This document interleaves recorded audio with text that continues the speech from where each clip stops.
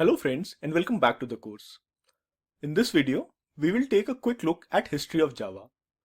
Let's start the Java story. In the year 1991, Sun Microsystems put together a small team of its top engineering minds to explore opportunities in consumer electronics. This team comprised of James Gosling, Patrick Norton, Mike Sheridan, and was called the Green Team. By that time, Sun was already leading the workstation computer market.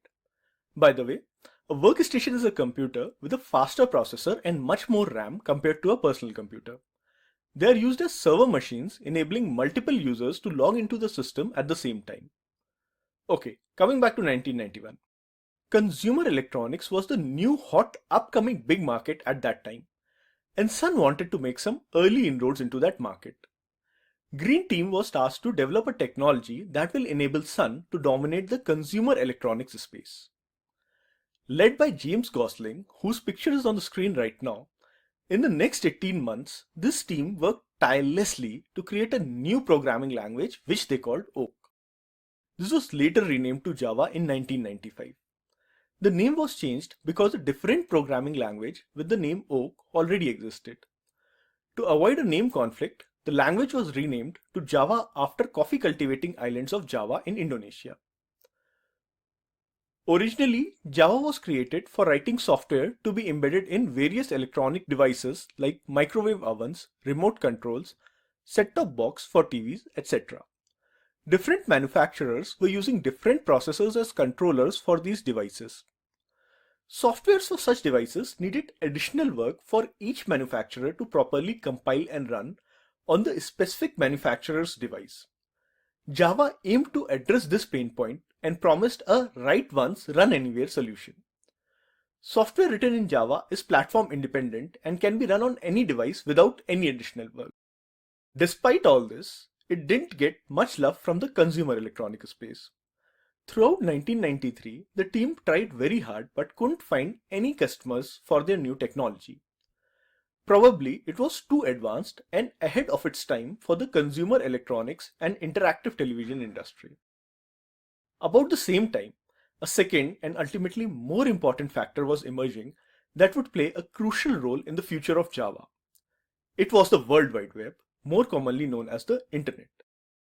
Internet is made up of numerous computer systems differing in their CPUs and operating systems connected in a network of interacting machines.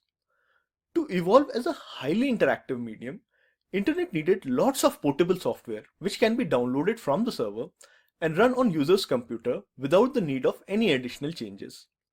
The team refocused Java to Internet programming on the World Wide Web. On 23rd of May 1995, Sun Microsystems made the first public release of Java. With the explosion of World Wide Web, Java found huge success and became one of the dominant technologies of the Internet. So, that's a quick look at Java's story, starting from its humble beginnings to the juggernaut it has become today. In the next video, let's take a closer look at platform independence and try to understand how Java changed the game with its write once, run anywhere promise. So far, we have seen that platform independence and write once, run anywhere promise made Java a huge hit for internet programming. So, how does Java achieve this cross-platform portability for its programs? The magic lies in Java's bytecode and Java Virtual Machine, which is more popularly referred to by its initials JVM. But in order to understand bytecode and JVM, we first need to understand how programs are compiled and executed. The single most important component of any computer is the CPU, commonly referred to as the processor. A processor only understands binary digits, that is 0 and 1. For the processor to perform any computation, we need to give the instructions and data as a sequence of zeros and ones.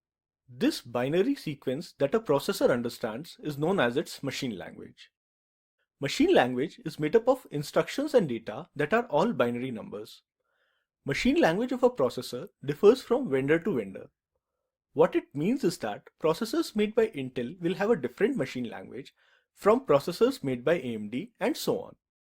Each processor manufacturer will have a specific machine language for a family of processors. As you can see, for a human, it is very tough to write a program in machine language. To overcome this limitation, computer scientists invented assembly language. Instructions in assembly language are given in English-like words, so it is more friendly to humans than machine language.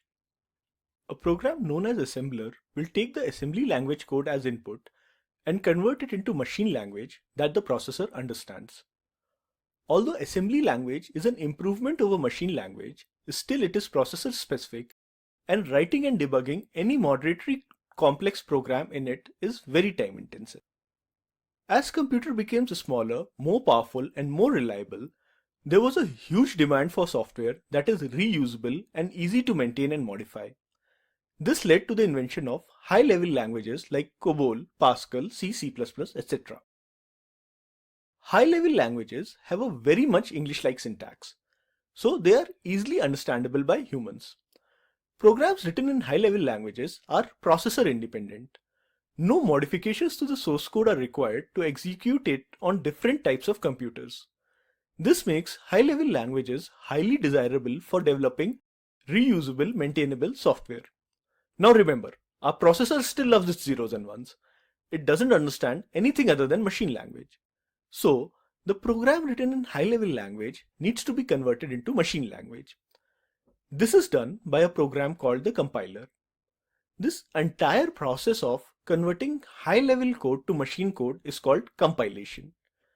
The output of compilation process is an executable file that can run our program on the computer. So, how does high-level language code maintain portability across platforms? Even before we try to figure out the answer to this question, let's first understand what the term platform means here. In a personal computer, you don't directly execute your program on the processor. The computer has a specialized software called operating system running on it, which acts as a bridge between our programs and the processor. I'm very sure you're not hearing the term operating system or OS for the first time. A combination of operating system plus the processor is called the platform. Windows OS running on machines with Intel processors is one of the most common platforms in the world. Other common platforms are Linux and Intel, Mac OS X and Intel, and PowerPC. Coming back to the original question of how high-level language code is portable across platforms. The key here is the compiler. The compiler for each platform is different. Windows will have its own compiler. Linux will have its own compiler. Mac OS X will have its own compiler, and so on. So, if you have developed a software which you want people to install and use on different platforms like Windows, Linux, and Mac, you will take the program and compile it using the compiler of each of the platform that you want to support. Let's say this is your program. You will compile it using the Windows compiler and you will get an executable file which will run the program on Windows. Similarly, you will compile your program with Linux and Mac compilers and get two more executables for Linux and Mac platforms respectively. Now you will have three executable files for each of Windows, Linux, and Mac.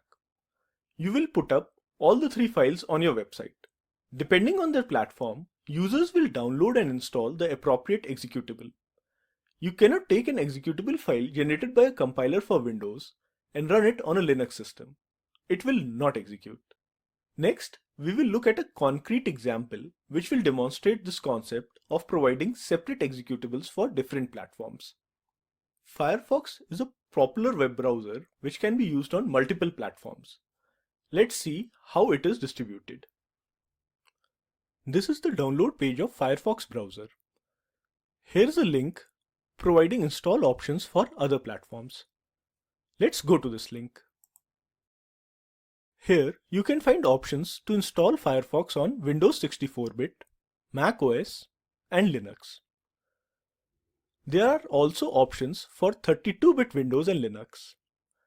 Each of these options is a platform that Firefox web browser supports, meaning you can run Firefox on this platform.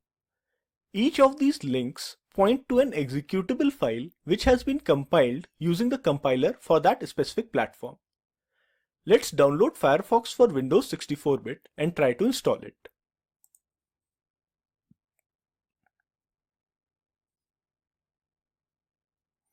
Windows executable is downloaded. I will try to open it now. It starts executing to install Firefox on my machine. As my machine is running Windows and the executable I downloaded was for Windows, everything works fine. I will cancel this installation. Now let's download Firefox for Mac OS and try to install it.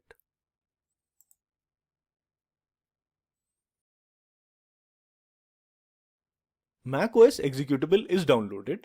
I will try to open it. I am presented with a dialog asking me how to open this file. As this file is for Mac OS, Windows doesn't recognize it, so it doesn't know what to do with it. In such scenarios, Windows asks the user to help it open the file.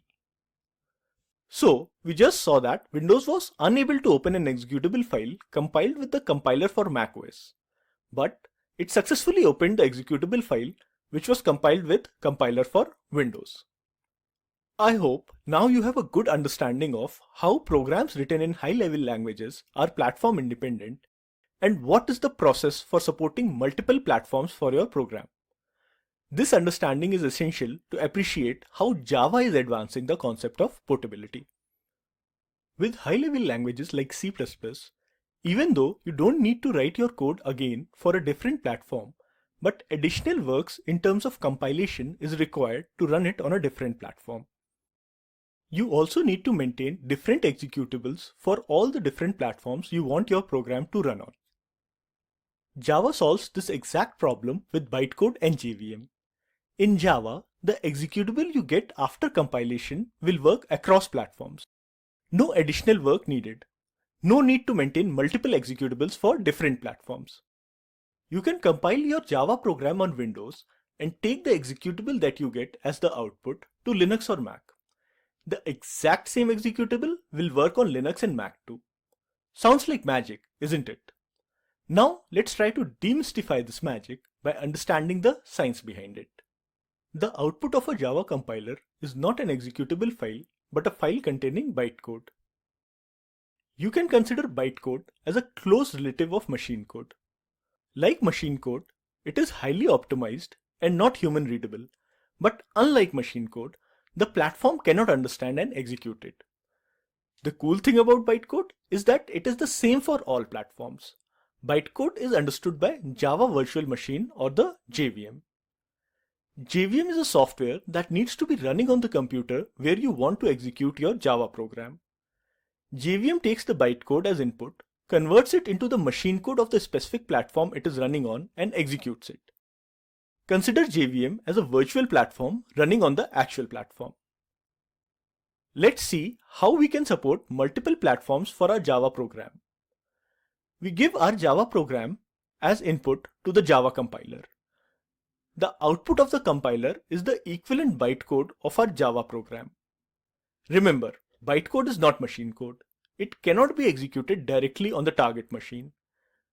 We need some program running on the target machine which can understand this bytecode and convert it into machine code which the target machine can then execute. This program is the JVM or Java Virtual Machine. As you would have guessed by now, JVM is platform specific. Each platform has its own JVM. There is a JVM for Windows, a different JVM for Linux, and yet another JVM for Mac. This JVM needs to be installed on the target machine before we can run any Java program on it. Although the details of JVM will differ from platform to platform, they all understand the same Java bytecode. Once a JVM is available for a platform, any Java program can run on it without any modification.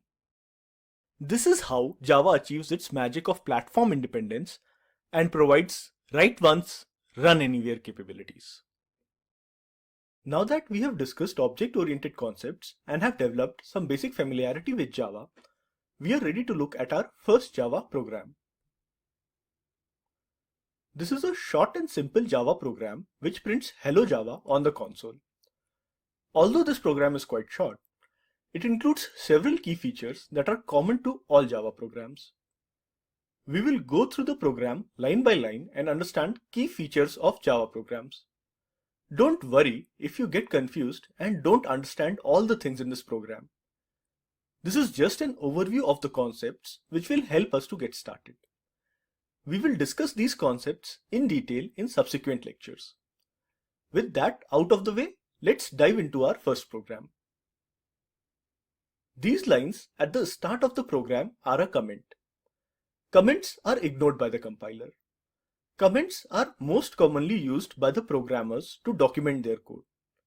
Think of comments as notes that you can write in the source code of your program. You can use comments to explain the logic of your code. It will help anyone who is reading the code to better understand it. That anyone includes you as well. 6 months after writing your code, you will come back to make some changes to it, and you will wonder whether this code was written by you. These comments will help you recollect your reasoning for writing the code the way it is. Java provides 3 types of comments. This one is a multi-line comment. It starts with a forward slash and an asterisk, and ends with the asterisk and forward slash. Anything between these two comment symbols constitutes the text of the comment and is ignored by the compiler. As the name suggests, a multi-line comment can be several lines long. Moving on to the next line, it begins with the keyword class. The class keyword tells the compiler that a new class is being defined. Hello Java is an identifier that is the name of the class. The complete class definition, including all its members, are enclosed between the opening and closing curly braces. In Java, all programs start with a class. No program activity occurs outside classes. We will take a closer look at identifiers and spend a lot of time on classes later in the course. Let's go to the next line. This is a single line comment. It begins with a double forward slash and ends at the end of the line.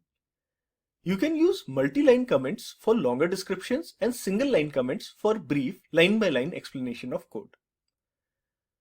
We have now seen 2 types of comments, single line and multi-line. The third type of comment is known as documentation comment. Moving on, the next line begins with the main method. As the name suggests, main method is main entry point to your program. Program execution begins with the main method. Java is case sensitive, so the word main needs to be written exactly as it is shown here. If you change the case of main, then Java will consider it as a normal method, not the main entry point to your program, due to which your program may fail to run. The public keyword is an access modifier. It controls the visibility of class members. Class members which are declared as public, meaning class members which are preceded by the public keyword, may be accessed by code outside the class in which they are declared. The main method needs to be declared as public because it will be called by code outside of its class when the program is started. Next comes the keyword static. When a method inside a class is declared as static, it can be called without creating the object of that class. Main method needs to be declared as static because it will be called by the Java virtual machine to start the program even before any object of the class Hello Java can be created. Methods can return a value. In Java, method needs to explicitly state in their definition what kind of value they are going to return. Will they return a number, or will they return a string, or will they not return anything at all? The main method is not going to return anything, which it tells the compiler through the keyword void in its definition. You can pass information to methods in the form of variables. These variables are specified inside the set of parentheses that follow the name of the method. These variables are called parameters of the method. Main method accepts one parameter named args, which is an array of strings. You must be wondering, what is this array of strings? What does it even mean? And who supplies values for args parameter? This is a relatively advanced concept to explain in this overview. You need to have some understanding of arrays and command line arguments to understand this. For now, you can ignore this. We won't be using args in the next set of programs that we write. And I promise to you that I will explain this once we have covered arrays. Next is the opening curly brace, which starts the body of main method. All code of the method is enclosed within its opening and closing curly braces. Moving on to the next line, it prints Hello Java with 3 exclamation marks on the screen by using the built-in method println. The println method prints the string passed to it on the screen followed by a new line, so that the next output on the screen is printed on the next line. The line begins with system.out.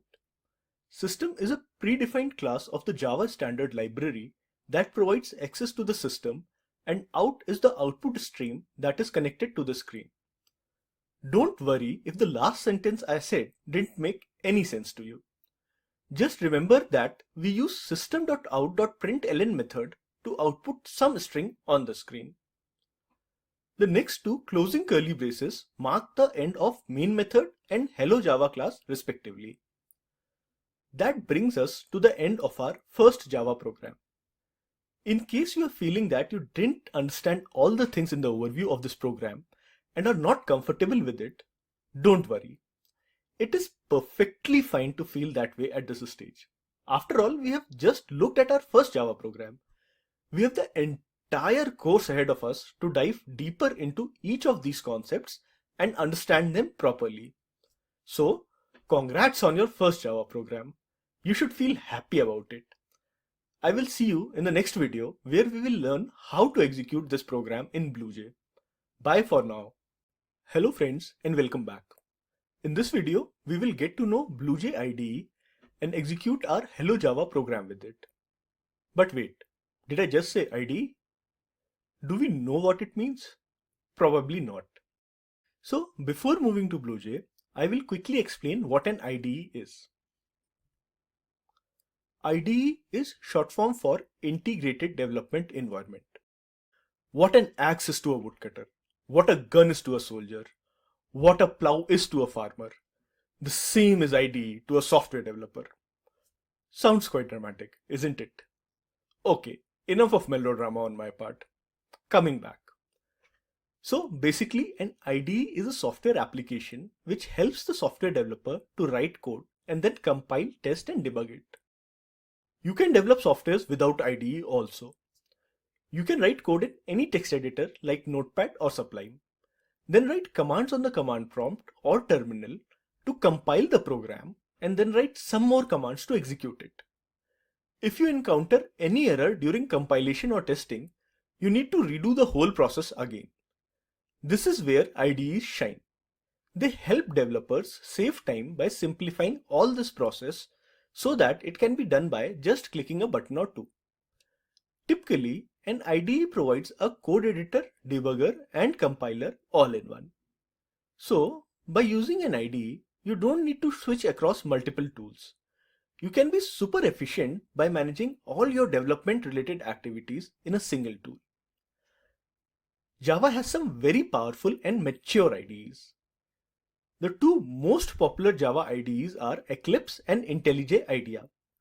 But these IDEs are more suitable for professional software development. They have tons of features to boost developer productivity. All these features make them quite complicated. As a beginner software developer, they will overwhelm you with all their complexity and you will end up learning the tool more than learning the language. So, for these reasons, ICSE has prescribed BlueJ as the IDE to use for teaching computer applications. BlueJ is an IDE designed specifically for beginners. As you will see, it is very simple and interactive. It has negligible learning curve. You will get started with it fairly quickly. With the context for IDE set, now let's go to BlueJ and see it in action. In Windows 10, you can search for BlueJ here. If BlueJ is installed, you will see this icon. You can click on this icon to launch it. Given that we will be using BlueJ a lot in this course, searching for it each time we want to launch it may not be very efficient. A better option will be to pin it to taskbar so that the launch icon is available whenever we need it. To do so, right-click on the icon and select Pin to Taskbar. BlueJ's icon is added to the taskbar. Clicking this icon will launch BlueJ. This is BlueJ main window. This is how it will look when you open it for the first time. In subsequent launches, it will open the project that you were working on previously. You start by creating a new project in BlueJ. A project is a collection of Java classes that constitute your software application. So, if you are building a student's marks management application to record the marks of all the students in your class, that will be one project. While at the same time, if you are building a cool game using Java, then that will be a separate project. To create a project, you go to the project menu and select New Project like this. The New Project dialog pops up. Give the name of the project as First Java Program.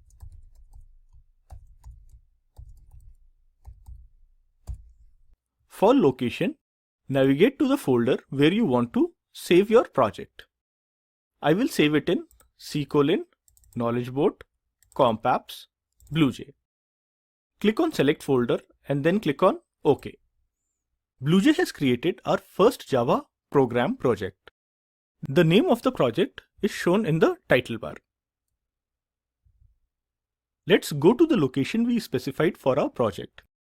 I will open File Explorer and go to C:\knowledgeboat, compapps, BlueJ.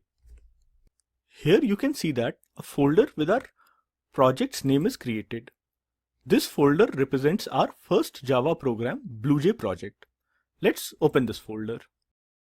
There are a couple of files here, package.bluej and readme.txt. This package.bluej file is the project file. It contains information related to the project and is used by BlueJ. Readme.txt is a text file provided by BlueJ to add documentation for our project. BlueJ provides a handy way to work with the README file. Let's go back to the main window to see it. This icon here represents the README file that we saw just now in the project folder. You can open it by double-clicking on it. Here, you can add the details and additional notes about your project, like project title, purpose of the project, etc. This is just a template provided by BlueJ to help us document our project. You can change the contents of this README in any way you want. This is just a text file provided by BlueJ to hold the documentation of your project. Let's close this and go back to the main window. Next, we are going to add a new class to our project. For adding a new class, either you can click this New Class button, or you can go to the Edit menu and select New Class.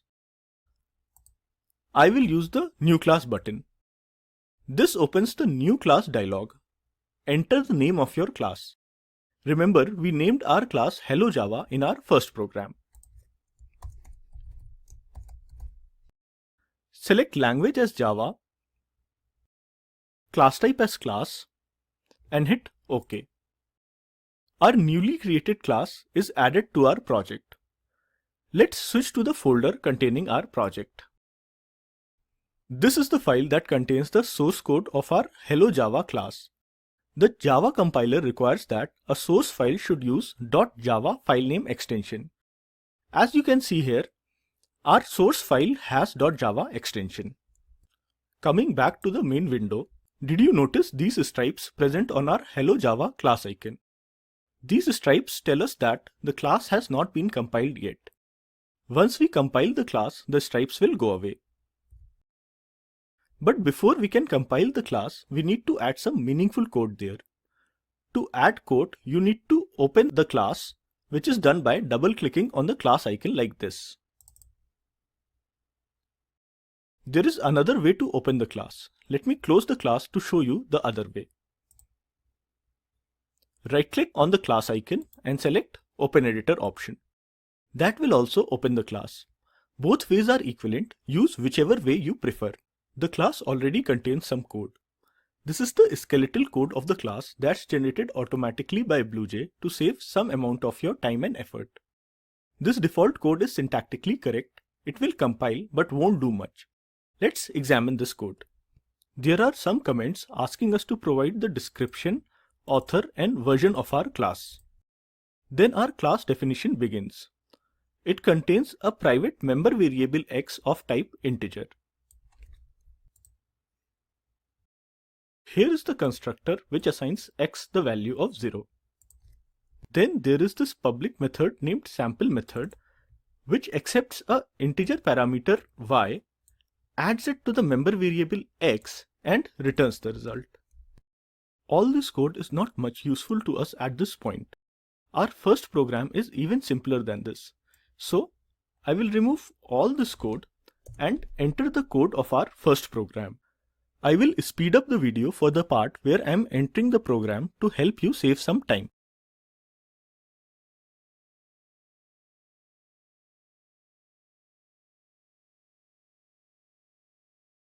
Okay, I am back with our Hello Java class coded. Let's save it by going to class and selecting save. Alternately, you can use the shortcut Ctrl+S to save the code. BlueJ automatically saves your work whenever you compile the code or when you close the editor, so it is very unlikely that you might lose your changes even if you don't explicitly save your work. Nevertheless, it is always a good idea to save your work explicitly. You can compile the code of your class by clicking this compile button. You can also compile your class by right-clicking on the class icon in the project window and selecting compile like this. Both ways are equivalent, you can use whichever you like. Notice that there is also a compile button here. You can use this too. This will also compile your code. There is just one difference between this and the previous options. Clicking this button will compile all the classes in your project. This is a very handy way to compile all your classes by clicking just a single button. Did you notice that the stripes on our Hello Java class icon are gone now? That's because we have successfully compiled our class. Now let's see what happens if our code has compilation errors. I will deliberately introduce an error. I have misspelled public in the definition of the main method. Let's see what happens when we compile the class. Notice that the pattern of stripes changed on the class icon in the main window. This indicates to the user that the class didn't compile successfully. Let's go back to the class. The line where the error occurred is marked out. If I take my cursor to the line, a message pops out explaining the reason for the error. The error message is not very helpful though. It is complaining about identifier declaration syntax being incorrect. At the bottom of the window, there are also some messages informing us about the error. Let me fix the error and get the class to compile again. So now all is good, our class compiles, there are no stripes on the icon in the main window. As we are on the topic of compilation, I just want to take you back to the bytecode lecture. Remember this Java compilation overview from that lecture? Let's connect the dots here by relating this theory to the actual compilation of our Hello Java class. We learned that Java compiler takes Java program as input and generates the bytecode from it. We just compiled our Hello Java class. Let's go to the project folder and see what all files we have. There is a new class, hellojava.class, which was not there previously. This is the bytecode of our Hello Java class generated by the Java compiler. Just to make sure you understand it, I will repeat the compilation once again. I will delete hellojava.class file and again compile our Hello Java class. Before recompiling, let me reopen BlueJ. Currently, there are no stripes on the class icon. Let's reopen BlueJ and see.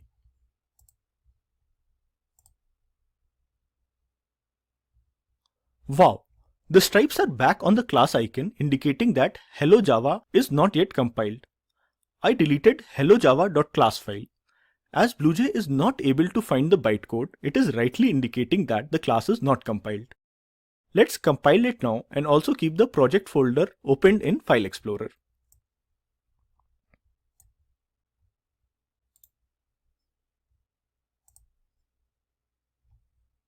hellojava.class file is now created containing the bytecode of our class.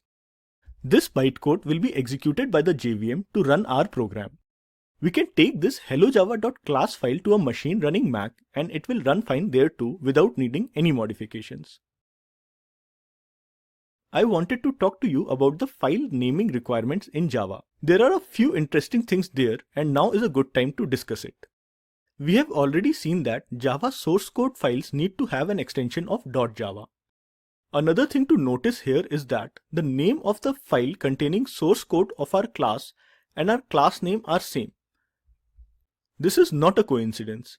Unlike other programming languages where you can give any name to the source file, in Java, the name of the source file is very important. The best practice in Java is to name the source code file with the same name as the class it contains. The reasoning behind this best practice is that no matter what you name your source code file, the .class file that is generated by the compiler will always have the class name as its file name and .class as its file extension. Taking the example of hellojava.class, the name hellojava is coming from the class hellojava and .class is the extension that the Java compiler gives the bytecode file. By giving the source code file the same name as the class it contains, you get a .java file and a .class file with the same name. This helps to avoid confusion as to which is the source file related to a .class file. As you see here, we can very easily correlate the .class file corresponding to this .java file. I said that naming your source code file after the class it contains is a convention or a best practice. Keep in mind that there are certain cases where this becomes necessary and is mandated by the compiler. Your class will not compile unless you name the file same as your class. In those scenarios, it is also very important to remember that Java is case sensitive. So, not just your file name and class name should be the same, they should exactly match the case too. Now, what are the scenarios when this becomes mandatory? That we will see later in the course. With the class compiled, now is the time we all have been waiting for. Finally, we will see our program running. Let's switch back to the main window and open the class. Remember, we declared main function static by writing the keyword static before its definition. Due to this, we don't need an object of class hellojava to execute the main method. We will directly execute it from the class. But this will change from the next program onwards. Then we need to first create an object of the class and use that object to execute the methods. Don't worry about it now. I will show you how to do that when we look at our next program. For now, let's go ahead and execute the main method. For this, go back to the main window, right-click on the class icon and select the main method. It asks for argument of main method. This is the array of strings variable args that I ask you to ignore.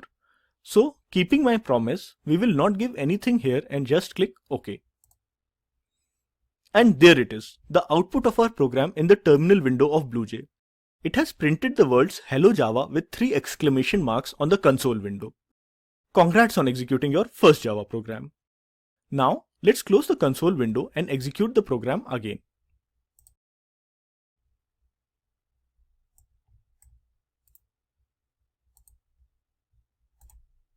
Notice that the output of previous execution is still there. By default, BlueJ will not clear it for the next execution. You can manually clear it by going to Options and then selecting Clear. BlueJ also provides an option to do this automatically so that you don't have to manually clear the screen before every execution. It is this Clear Screen at method call option. Let's select this and execute the program.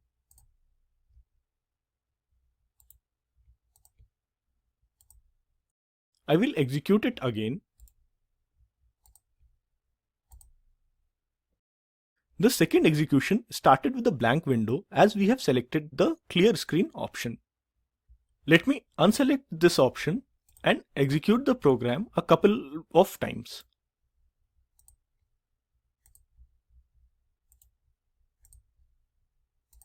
BlueJ also provides an option to save the contents of console window to a file. To do this, click on the Options menu and select the Save to File menu item. I will name it first program output.txt. Location is the same as the project folder location. You can give any location you want. Click on Save to save the file. Let's go to the location where we saved the file. Here is the file containing the output from the console window. You can open it with any text editor and see the contents of the file. Let's close this and go back to the main window. Okay, with that, we have written, compiled and executed our first Java program. I will suggest you try all the steps that I have shown in the video on your own and play around with BlueJ. The key to becoming a successful software developer is practice and trying things on your own. The more you practice it, the more confident you will become. We will just look at a few more things in BlueJ before wrapping up this video. Next, we will see how to close a project in BlueJ. Closing a project is very simple. Go to the project menu and select the menu item Close. To open a project, go to Project menu, select Open Project, navigate to the project and click on Select Folder. This will open the project. BlueJ can open all Java source files and packages, whether they are created with BlueJ or not. To demonstrate opening non-BlueJ files, I have a source file containing a Java class in this non-BlueJ folder. Note that there is no package.bluej file present in this folder. Hence, it is not a BlueJ project. To open it with BlueJ project, go to the main window. From the project menu, select Open non-BlueJ. Navigate to the location of the project. In this case, it is non-BlueJ folder. And then click on Select Folder. The file successfully opened in BlueJ. One important point to note here is that the first time you open a non-BlueJ Java source file, BlueJ will create a package.bluej file there, so it will become a BlueJ project. Next time you will open it like a regular BlueJ project. Going back to the non-BlueJ folder, see package.bluej is created now. This is no longer a non-BlueJ project. Now it can be opened like a regular BlueJ project. With this, we have come to the end of this video. I hope you have a good understanding of BlueJ by now. With some practice, you will get comfortable using BlueJ. Thanks for watching and I will see you in the next video. In this video, we will look at our second Java program. This program will introduce us to variables and a few new ways to write output to the console window.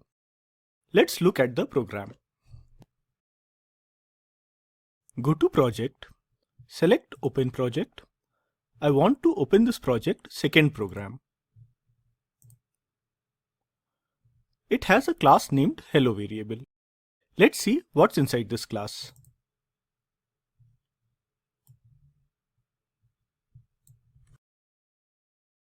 This class contains a public method multiply by 2, which takes no arguments and returns no value. Notice that multiply by 2 is not marked static, and there is no main method in Hello variable class. So, in order to execute multiply by 2 method, we will need an object of Hello variable class. We will see how to create that object a little later. Before that, we will go through the program and try to understand it. The first line of multiply by 2 method declares an integer variable named number. Variables are at the core of any meaningful program. You can think of variables as containers that hold information. Your program can change the information in these containers as needed. These containers are basically memory locations that hold some value. This value represents the information stored in that memory location. The memory location is given a name, and this name is used to access that memory location in your program. In Java, you first need to declare a variable before using it. The syntax for variable declaration is type followed by the variable name followed by a semicolon. Java defines several data types like integer, character, and floating point. The variable number is of type integer, as specified by the keyword int at the beginning of its declaration. We will discuss data types and variables in detail in a later video. This is just a brief introduction to get us started.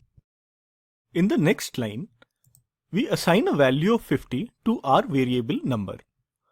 Moving on to the next line, it prints the string the value of number is 50 to the console. Notice the use of plus to join this string with the value of number.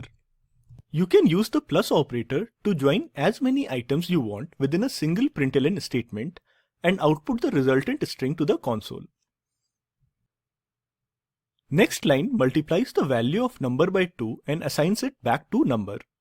The current value of number is 50. 50 multiplied by 2 gives 100. This result 100 is assigned back to the variable number, so when this line is executed, the value of number changes from 50 to 100. The next line uses print method of system.out to print this string to the console. Print method is like println method with one difference. It does not output the new line character after every call. What this means is that the next output that is printed on the console will start on the same line rather than starting on the next line. The next line uses println method to print the value of number on the screen. So 100, which is the current value of number, gets printed to the console. Notice that the number is used by itself while calling the println method. Both print and println methods can print the value of any of Java's built-in types. This is a simple program which uses a variable to multiply its value by 2 and assign it back to the variable. Let's execute the program and see whether the output comes as per our expectations or not. Go back to the main window and compile the class. The class compiled successfully without any errors. As I said before, to execute multiply by 2 method, we will first need to create an object of hello variable class. Right-click on the hello variable class and select this option, new hello variable. This dialog is asking for a name of this object. You can give any name of your choice, but it should be a valid identifier. I will go with the name suggested by BlueJ, HelloWar1, and hit OK. The newly created object appears at the bottom of the window. The name you specified is written on the object. It is followed by a colon and then the class name to which this object belongs. This helps to easily identify your object when multiple objects are present. Right-click on the object, select the method multiply by 2 and it gets executed. As multiply by 2 doesn't take any arguments, so BlueJ didn't show any dialog for entering the arguments and directly executed the method. As you can see, the output is exactly as we discussed when we were going over the program. Let's open the class and correlate the output with the code.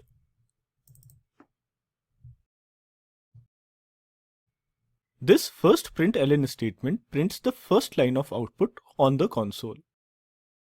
As println also prints a new line, the output of next print statement starts on the next line. This print statement prints this part of the line. As the print statement doesn't print a new line, the output of next println statement starts on the same line. It prints the value of number as 100 on the same line, and with this, execution of the program completes. Next, we will briefly look at two control statements, the if statement and the for loop. A basic knowledge of these is needed to understand some of the concepts which I will be discussing next. This is just a quick overview. Later in the course, there is a dedicated section for control statements where we will spend a good amount of time to understand control statements in depth. In the two programs you have seen so far, you would have noticed that when the program is run, its statements are executed from top to bottom in the order in which they are written.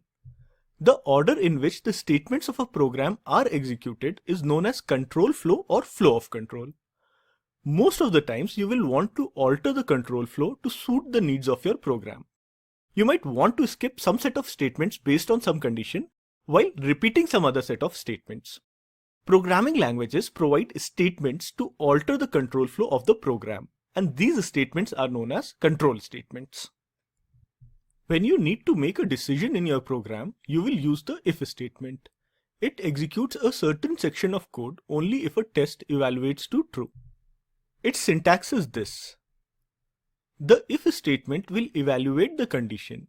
If condition is true, then a statement is executed. If condition is false, then a statement is bypassed. Let's switch to BlueJ to see a program that demonstrates if statement in its most simple form. I will open the project which has our if statement program. We want to see the HelloIf class. Let's execute it and correlate the output with the code. First, I will compile the class. Then I will make an object of this class. I will keep the default name for the object. Next, I will right-click on the object and execute the demo if statement. We got some output. Now let's go over the code of demo if statement and understand the output that we got. These statements declare two integer variables a and b and assign the values 1 and 2 to a and b respectively. You can declare multiple variables of the same type in a single line by separating them with commas. The next line is an if statement which checks if a is less than b. The condition is true as the value of a, which is 1, is less than the value of b, which is 2. So the println following it gets executed and we see this output on the console. After this, the variable a is multiplied by 2, which gives the result as 2. This 2 is assigned back to a, changing its value from 1 to 2. The next if statement checks if a is equal to b. The condition is true as both a and b are now 2, so the println following it gets executed and we see the second line of output on the console. We again multiply a by 2 and assign it back to a. Now a contains 4. The next if statement checks if a is greater than b. A's value is 4 and b's value is 2. So the condition of if statement evaluates to true as 4 is greater than 2, and the println following it gets executed and we see the third line of output on the console. Next if statement checks if a is equal to b. A is 4 and b is 2, so clearly they are not equal. The condition is false. The println following it is not executed and we don't see the text. This won't be printed on the console. This should give you a basic idea of how if statement works, which is good enough for us to get started. We will revisit the if statement later in the control statements section. The other control statement that we will be looking at now is the for loop. In a programming language, loops are used to execute a set of statements repeatedly until the specified condition is satisfied. Java provides a very rich collection of looping constructs. The most commonly used one is the for loop. This is the syntax of for loop. The initialization portion of the loop sets the loop control variable to an initial value. Initialization happens only for the first time when the for statement is executed, which means that the initialization part of for loop only executes once.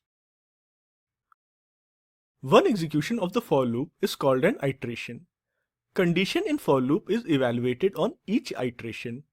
If the condition is true, then the statement gets executed. Once the condition returns false, the statement does not execute and the control gets transferred to the next statement in the program after for loop. After each iteration of the for loop, the increment-decrement part of the for loop gets executed and it updates the loop control variable. For loop may sound complicated in theory, but it is quite easy and straightforward to use in practice. So let's look at a program to easily understand for loop. HelloFor class will help us to understand for loop. We have a variable I here which is of type integer. Then we have a for loop which contains a println statement inside it. Let's execute the demo for loop method and see what is the output. As always, first we need to compile the class. For that, I'll go to the main window. I'll right click on the class and select compile. Next, I will create an object of HelloFor class. For that, again, I'll right click on the class and select this option HelloFor. I'll keep the default name for the object and select OK. Now, to execute the demo for loop method, I'll right click on the object and select demo for loop. We got some output. Let me open the class code as well. As you can see, there are 4 output lines on the console, even though our program has only 2 println statements. The reason for this is our for loop. It is repeatedly executing the first println statement 3 times. Let's take a closer look at the program and understand how this output got generated. I is the loop control variable of this for loop. It is assigned a value of 0 in the initialization portion of for loop. This initialization happens only the first time when for loop is executed. Next, the conditional test is performed. The current value of I is 0, which is less than 3, so the condition is true. As the condition is true, the println statement gets executed and we get our first output line on the console. After executing the statement, the increment-decrement part of the for loop is executed, which increments I to 1. With this, the first iteration of our for loop completes. On the second iteration again, the conditional test is performed. I is now 1, but it is still less than 3, so the condition is true and println statement gets executed again. This gives us our second output line with the value of I as 1. Note that initialization part of for loop is not executed again as it is only executed once at the beginning of the first iteration. After executing the println statement, the increment-decrement part of for loop changes the value of I to 2. Like second iteration, at the beginning of third iteration, conditional test is true as the value of I is 2, so it is still less than 3. Println is executed, we get the third output line on the console. Then increment-decrement part of for loop changes the value of I to 3. At the beginning of fourth iteration, the conditional test is performed. Value of I is now 3. That means I is no longer less than 3, so the condition becomes false. As the condition is false, println statement is not executed and program control moves to the statement after the for loop. In our case, it is this println statement and we see the output, now you know for loop on the console. Okay, so now that we have looked at the for loop, won't you agree with me that for loop is quite simple and straightforward in practice? That's all I had in this video. It's time to wrap up. I will see you in the next video. Bye-bye. Now that we have our feet wet with a few short Java programs, it is time to start going deeper and understand the concepts in detail. In this video, we will look at code blocks and tokens, which are the fundamental unit of all Java programs. You can group 2 or more statements together by enclosing them between opening and closing curly braces. Such a group of statements is called a code block. Consider code block as a logical unit that can be used at any place where a single statement can. The best way to demonstrate code blocks are the if and for statements we just learned. So let's go to BlueJ and see code blocks in practice. In this program, we have replaced the single statement after if with a code block containing multiple statements. Let's execute it. Go back to the main window and compile the class. Next, create an object of the class. Now use this object to execute the demo if with code block method. Let me bring back the code of the class on the top. Here A is less than B, so the condition is true. The target of if statement is a code block, so all the statements within the code block gets executed. Had the condition been false, none of the statements in the code block would get executed. Let me change the less than to greater than sign. This makes the condition false and now nothing should be printed. I will clear the output of the console window before heading ahead with the execution of the program. Go back to the main window and compile the class again. Create the object of the class.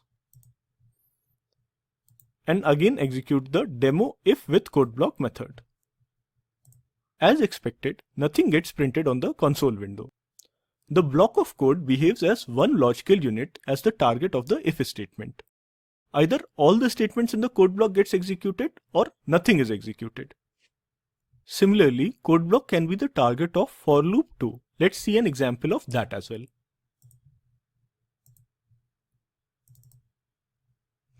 In this program, the target of for loop is this code block containing these three statements. Let's run this program.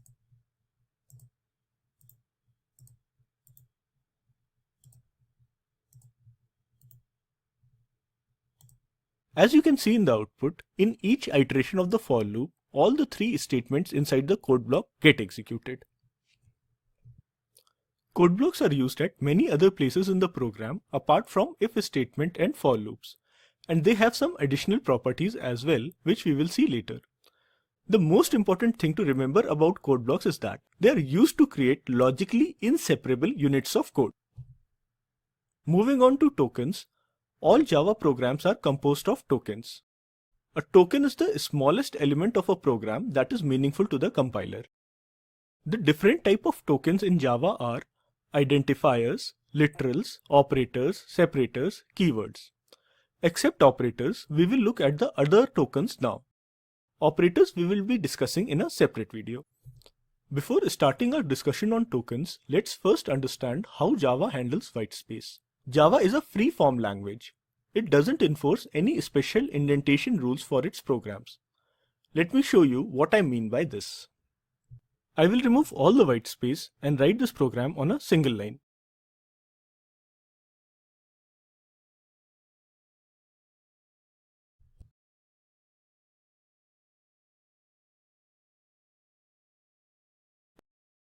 It compiles without any errors. Let's execute it now.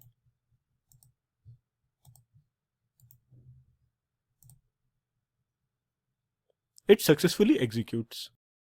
All the new lines and formatting are for improving the readability of programs. A properly formatted program is much easier to read and understand as opposed to when all the code is on a single line.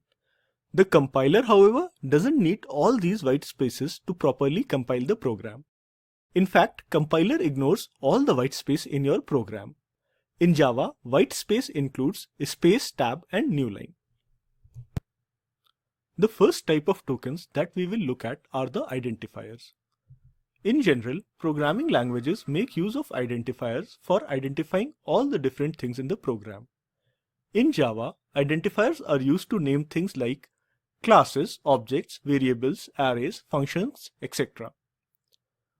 Java has some rules for forming identifiers. The first rule says that an identifier can be a sequence of alphabets, digits, underscore, and $sign character only. To give a few examples, all these identifiers, student name, roll number, Java for champs, $1 to $10, underscore subject, are valid identifiers as they are a combination of alphabets, digits, underscore, and $sign characters only. The second rule says that identifiers cannot start with a digit. So second and 20_20 are invalid identifiers as they start with a digit. As per the third rule, an identifier must not be a keyword or a boolean or null literal. We haven't talked about keywords and literals yet. This rule will become clear after we discuss about them. For now, just keep in mind that keywords, boolean literal, and null literal can't be used as identifiers. The examples shown under this rule are invalid because class and static are keywords, true and false are boolean literals, while null is the null literal. One very important thing to keep in mind is that Java is case sensitive. I am repeating this point again as beginning programmers make many mistakes due to this. Let's understand this with an example.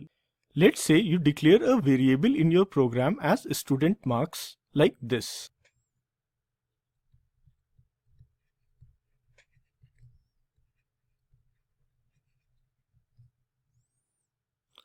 Note that S here is small. Later in your code, when you want to use this variable, you write it like this.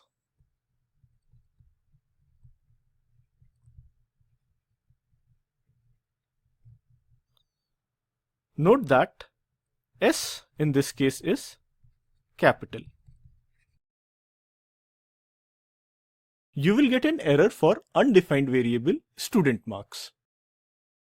Since Java is case sensitive, this student marks is different from this student marks, which is different from this student marks. For Java, these are three different identifiers.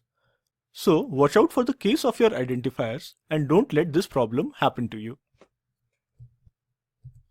The next type of tokens are literals. Any constant value which can be assigned to the variable is called as literal. Some examples of literals are 500, which is an integer, 3.141, which is a floating point number, a, which is a character, hello, which is a string. There are also two special types of literals, the Boolean literals represented by the words true and false, and the null literal represented by the word null. This is just an overview. I will have a lot more to say about literals after we complete our discussion about data types. Separators help define the structure of a program. There are 9 different types of separators in Java. The first separator is parentheses. Parentheses are used at multiple places in Java. The parameters that a method can accept are enclosed within a set of parentheses in the method definition. While calling the method, the values of these parameters are also enclosed within parentheses. This use of parentheses will become clearer after our discussion of functions.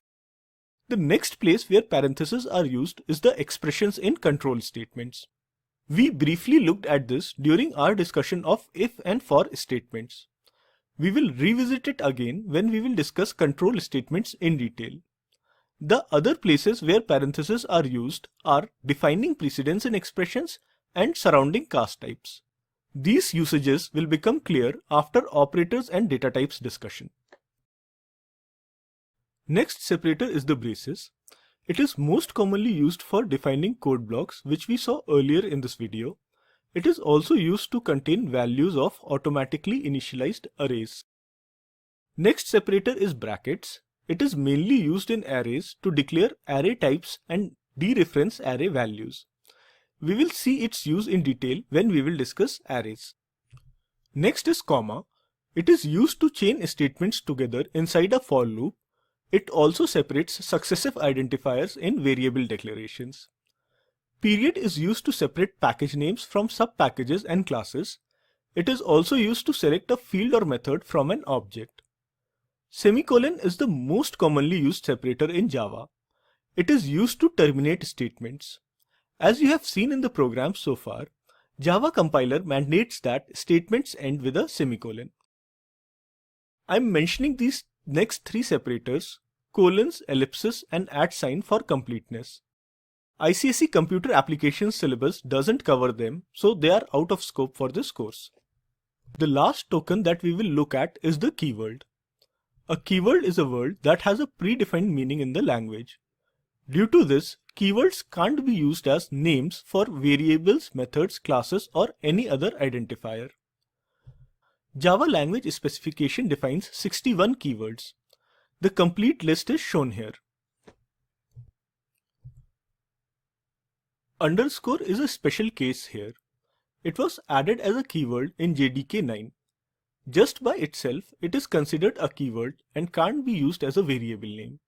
But Java will allow you to use it when it is combined with other characters. Let's look at a program to understand it. In the method demo underscore, here I have used only underscore as the name of an int variable. This line is marked an error. Let's look at the error message. The error message clearly tells us that underscore is a keyword added in release 9, so it can't be used as an identifier. Here I am using underscore in combination with other characters to name my integer variables. The compiler has no issues with these lines. It is not showing any error here. I will comment out the 2 lines where I have used just underscore as the variable name. I will compile and run this class.